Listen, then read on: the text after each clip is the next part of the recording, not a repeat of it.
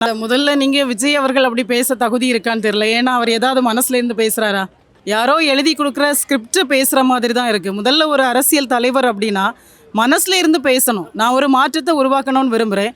அந்த மாற்றம் முதல்ல என் மனசுல இருந்து வரணும். அதுவே அங்கே இல்லாதப்போ அவர் நம்மளை குறை சொல்கிறதெல்லாம் வேடிக்கையின் உச்சம்னு சொல்லலாம். அதுதான் உண்மை. மற்றபடி ஒரு பெண்ணாக நான் இவ்வளோ தைரியமாக களம் காண்கிறேன் அப்படின்னா, ஒன்று எனக்கு பின்னால் என்னுடைய கணவர் அப்படிங்கிற ஒரு ஆண் எனக்கு மிகப்பெரிய தைரியத்தையும் ஊக்கத்தையும் கொடுத்து இந்த அரசியல் களத்தில் என்ன பயணிக்க வச்சதே அவங்க தான்.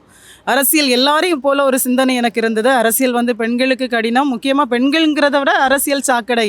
அது நம்ம பொதுவாக ஒரு நல்ல குடும்பத்தில் வாழ்கிறோன்னா என்ன நினைப்போம், அந்த சாக்கடையில் நம்ம குதிக்க வேண்டாம்னு நினைப்போம். இந்த சிந்தனை எனக்கு இருந்தது. எனக்கு அந்த தெளிவை கொடுத்தது என்னுடைய கணவர். என்னென்னா, படித்தவர்கள், பண்பட்டவர்கள், நல்ல சிந்தனை உள்ளவர்கள் இந்த அரசியலில் வரலைன்னா நம்ம விரும்பாதவர்கள் நம்ம ஆட்சி செய்வாங்க. இதை எனக்கு புரிதலை உருவாக்குனாங்க. களம் எனக்கு கடினமாக இல்லை. ஏன்னா ஒரு பெண்ணாக நான் நிற்கிறேன்னா, அந்த இரணியல் மதுக்கடை போராட்டத்தில் நீங்கள் பார்த்துருப்பீங்க, எனக்கு பின்னால் அவ்வளோ ஆண்கள் நின்னாங்க.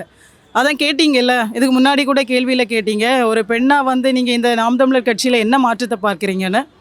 பெண்ணை அடிமையாக வைக்கணும், வீட்டுக்குள்ளே பூட்டி வைக்கணும்னு நினச்ச இடத்துல ஒரு பெண்ணை வேட்பாளராக அண்ணன் அறிவிக்கும் பொழுது என்ன முன்னால் விட்டு அத்தனை ஆண்கள் பின்னால் நிற்கிறது தான் இந்த கட்சியோடைய அழகு, எங்களுடைய வெற்றி. நான் தனியாக போய் நிற்க முடியாது. நான் தனியாக போய் அந்த மதுக்கடைக்கு எதிராக ஏதாவது போராட்டம் பண்ண முடியுமா? பண்ணலாம், ஆனால் பிரயோஜனமே இருக்காது.